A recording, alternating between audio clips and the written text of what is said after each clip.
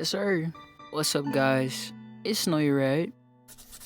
So I made this beat last night, and I felt like I could hear Babyxsosa on it. I think that's how you say Babyxsosa. I mean, I don't know how else you would say Baby X Sosa. But yeah, so anyways, let's get into the beat breakdown. Alright guys, so we're gonna start off with the melody. The melody is actually a loop from my loop kit Digital Fall, which just came out on the 21st. The full kit that includes the loop that I'm using today will be out tomorrow on Thanksgiving. So if you guys want to use this melody or just want the full kit, buy that mug tomorrow. If you just want to vibe with the teaser, I'm going to leave a link down below for you guys to check it out. Alright, so I'm going to show you guys the actual melody loop, and then I'm going to show you what I did to it.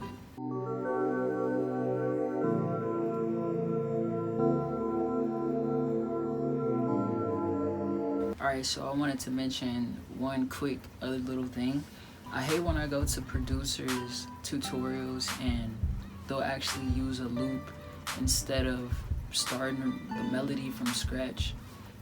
In my opinion, I don't have any problems with using loops or samples. Obviously, I have a sample pack out, but I do have an issue with not being able to see the melody process of a tutorial. Let's say I'm going for a little baby type beat. If I can't see you put together the melody for that particular beat instead of using the loop, I kind of feel like I'm missing out on an intricate part of that beat. If you guys want an in-depth tutorial on how to make a Babyxsosa type melody or something like that, let me know. I would definitely do that in the future. Alright, so with this melody, I believe I reversed it, stretched it out a little bit, so now it sounds like this. Alright, so after I reversed the melody, I pretty much chopped it up to a smaller section, so maybe like 3 bars or something, and I pretty much looped that over and over until 9 bars. This is what my chops sound like.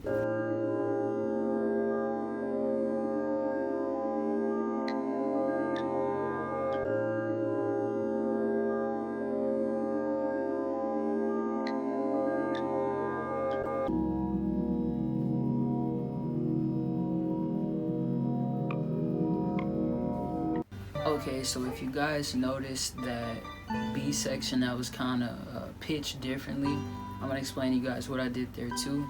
So I just copied over the initial chop, and then I wanted to pitch it down like an octave, I think 2 octaves. The original melody chop that I made, I had pitched it up 300 cents. So to give it that 2 octave drop, I dropped the B section down negative 600 cents. So that's that pitch shift difference that you're hearing. I didn't put any EQing or anything on the melody because I felt like it was kind of cut enough, in my opinion. I mean, I could go in and clean it up, but I didn't put anything on the melodies. Moving on to the drums, I have this kick right here, I have this clap right here, I have this hi-hat right here.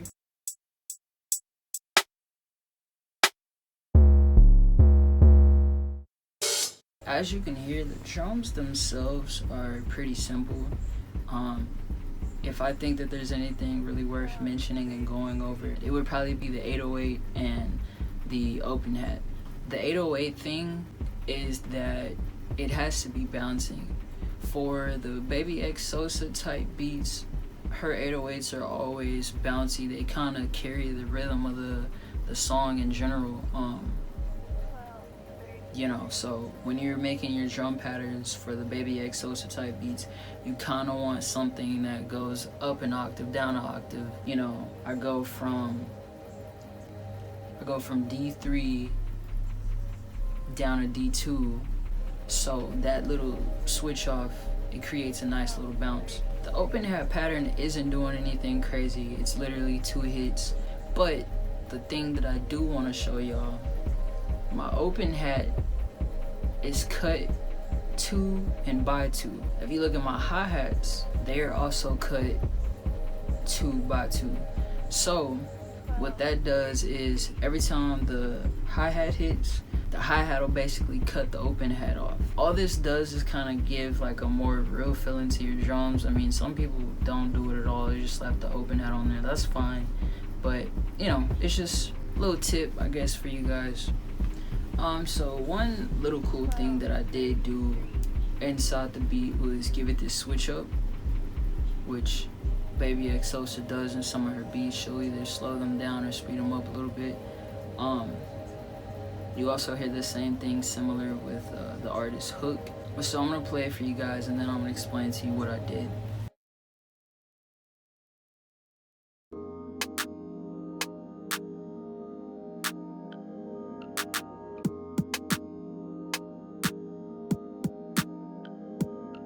Alright, so all I did to that file was just stretch it. I'm gonna show you guys how to stretch it.